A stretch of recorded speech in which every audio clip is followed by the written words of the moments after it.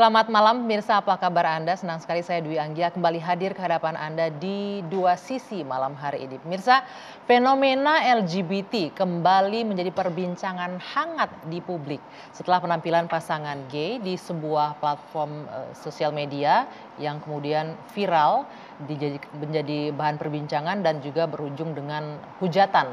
Kaum LGBT belakangan ini atau dari hari ke hari dinilai semakin berani untuk menunjukkan, mendeklarasikan preferensi dan juga orientasi seksual mereka.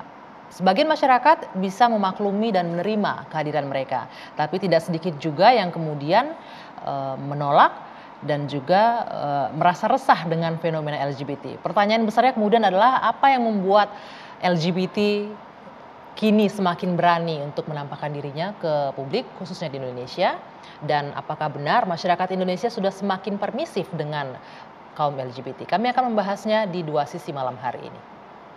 Ya, kalau kita lihat tadi di berita tidak hanya semakin berani tapi jumlahnya juga semakin banyak ini kaum LGBT. Kami akan membahasnya malam hari ini. Sejumlah narasumber sudah saya hadirkan di studio. Saya akan perkenalkan satu persatu. Dari ujung sebelah sana terlebih dahulu ada Bapak Amir Syah Tambunan, Sekjen MUI. Selamat malam. Assalamualaikum Pak.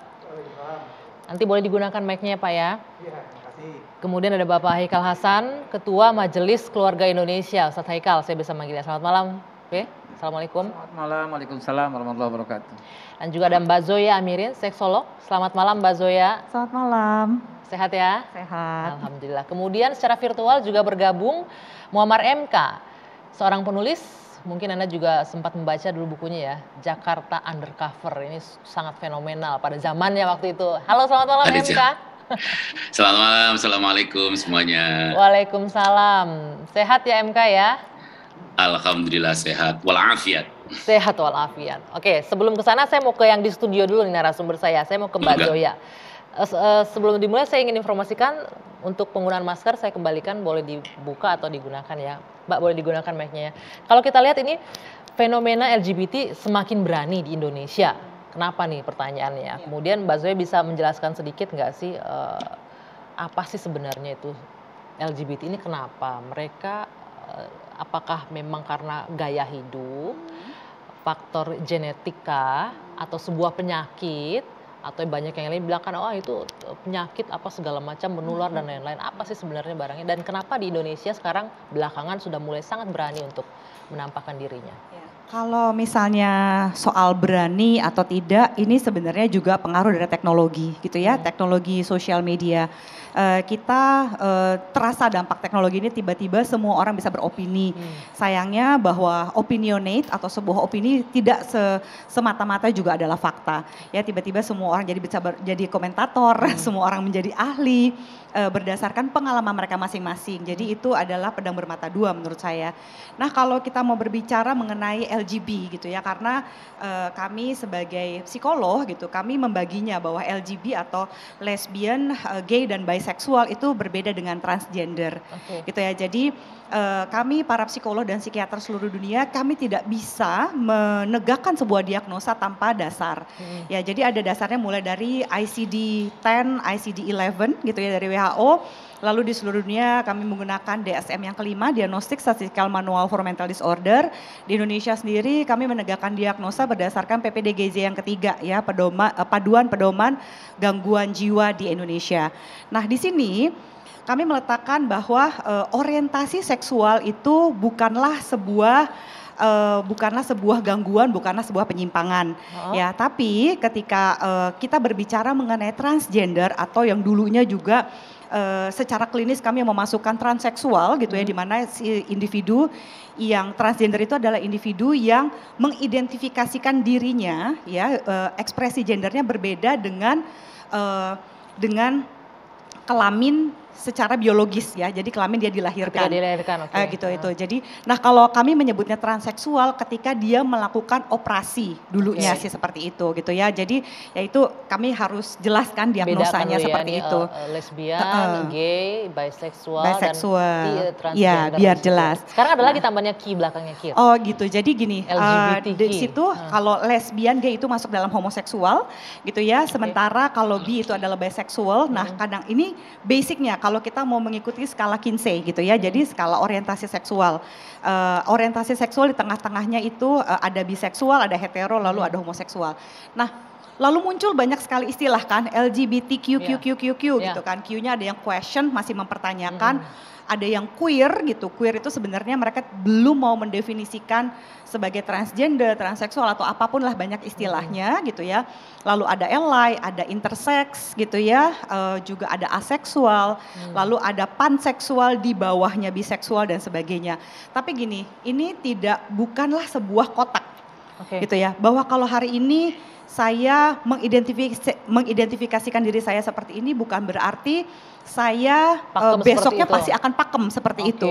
Jadi kita menyebutnya sebagai sexual fluidity gitu, atau jadi yang mengalir. Sangat dinamis, berubah-ubah. Sangat dinamis. Jadi orientasi seksualnya bisa berubah-ubah. Bisa banget gitu. Dan kita tidak harus melabel, mendefinisikan itu. Jadi sebenarnya gini, orientasi seksual itu adalah preference soal hati, soal fisik, bukan soal kelamin. Gitu ya. Jadi sexual preference itu berbeda dengan orientasi seksual. Ya kita bisa memilih, oh saya lebih suka misalnya menggunakan posisi ini ketika berhubungan seks dengan pasangan saya. Itu berbeda dengan, oh saya punya orientasi seksual seperti ini. Apakah gitu, mereka terlahir dari apa? Dari DNA, dari problem, belum ada penelitian yang valid gitu ya. Karena masih ada banyak faktor, artinya valid berarti kalau valid satu berarti X menyebabkan Y gitu kan ya. Jadi orang bisa memilih orientasi seksual ini karena ini. Itu kita tidak bisa mengatakan seperti itu. Makanya kita mengatakannya sebagai gender fluidity. Kalau misalnya kita ambil salah satu contoh nih ya untuk kasus gay atau lesbian, penyebabnya mereka memiliki orientasi seksual seperti itu apa? Orientasi seksual ada banyak faktor. Maksudnya dari awal mereka bisa misalnya jatuh cinta karena ini urusan hati juga ya. Awal-awalnya dia urusan hati gitu kan, ketertarikan hati dulu, romance, fisik, baru nanti ada yang lain-lainnya. Ada yang karena trauma juga, ada yang karena ini itu gitu ya, banyak faktornya. Makanya dulu saya ingat almarhum Profesor Sarlito Wirawan Sarwono pernah mendefinisikan khususnya di Indonesia ini sebagai penyimpangan normal. Penyimpangan karena ini adalah sebuah penyimpangan sosial. Sekali lagi ini penyimpangan sosial, bukan penyimpangan klinis atau psikologis. Kenapa? Karena dalam masyarakat ketika 9 dari 10 orang mengatakan kamu menyimpang, kamu minoritas, kamu berbeda, jadilah dia menyimpang. Tapi kami susah juga ya cara klinis. Bukan penyimpangan seksual kalau bukan, penyimpangan sosial. Karena secara sosial mereka minoritas. Jadi segala sesuatu yang minoritas memang menyimpang, tanda kutip. Tapi faktanya bahwa preferensi seksualnya berbeda dari orang-orang. Kita menyebutnya kebanyakan ya. Susah kalau memilih kata normal dan tidak normal gitu ya.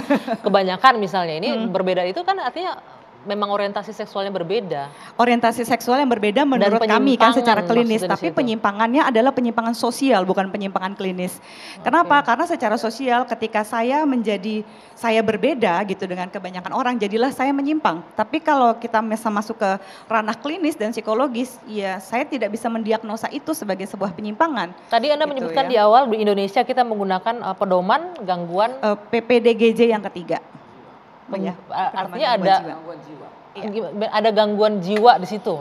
Gangguan jiwanya terjadi karena gini, misalnya saya memilih untuk menjadi seorang biseksual gitu ya, atau misalnya minoritas adalah homoseksual. Nah ketika saya memilih itu lalu saya merasa tertekan akibat pilihan dari orientasi seksual saya gitu ya, jadilah saya masuk dalam gangguan-gangguan sosial yang menyertai pilihan saya. Jadi bukan orientasi seksualnya bermasalah, tapi justru tekanan sosial terhadap pilihan dari orientasi itu yang dimasukkan ke dalam PPDGJ. Saya mau ke Mbak Bem, mungkin sama Pak Amirsya punya pendapat nggak? Ini tadi disebutkan bahwa ini hanyalah penyimpangan sosial, bukan penyimpangan seksual katanya. Terima kasih waktunya. Begini, mohon izin Pak Kiai. Ini akan jadi terus diskusi setiap masa. Setiap ada yang naik, diskusi lagi. Naik, diskusi lagi. Dan sekali lagi apresiasi yang sangat besar kepada TV One yang mengangkat ini, dan mudah-mudahan ini adalah yang terakhir diangkat. Kenapa? Satu, kita nggak sadar bahwa kita sedang promosi. Ya, apalagi tadi mohon maaf Bu Zoya, ini bukan penyimpangan seksual tapi penyimpangan sebuah sosial.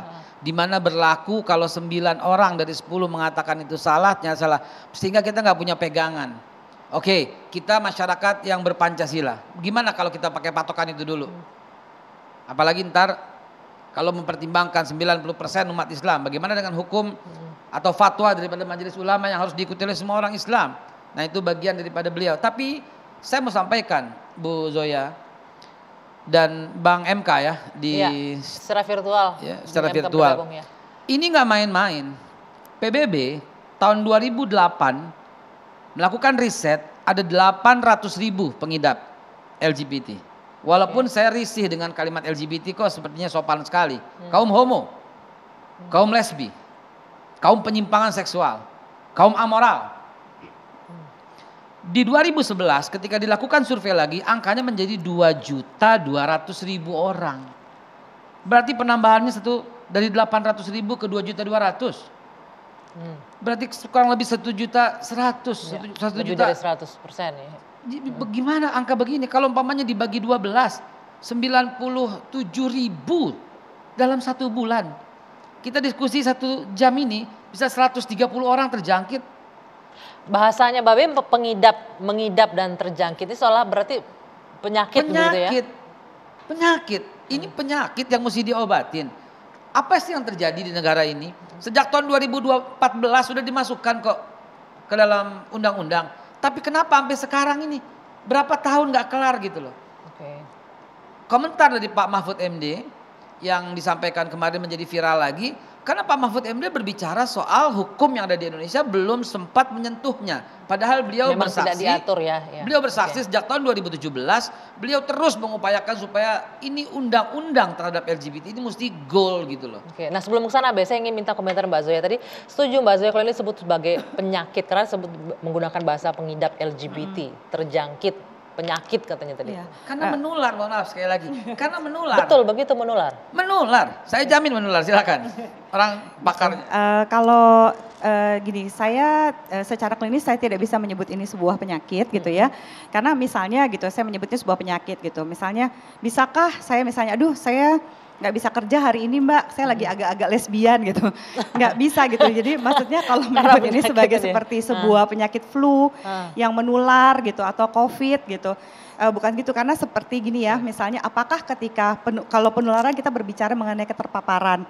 Apakah ketika saya memiliki lingkungan yang lesbian semua, akankah saya menjadi lesbian? Berapa waktu lamanya gitu. Termasuk apakah yang menjadi lesbian, yang menjadi gay yaitu adalah kaum homoseksual ya. Apakah kaum homoseksual ini terpapar pada orang lain ya menjadi pilihan hidupnya atau karena dari awalnya sudah merasakan ketertarikan pada sesama jenis yang akhirnya mendapat pengakuan. Kan yang nggak mendapat pengakuan juga nggak keterusan dan tidak mengekspresikan juga banyak ya. Gitu.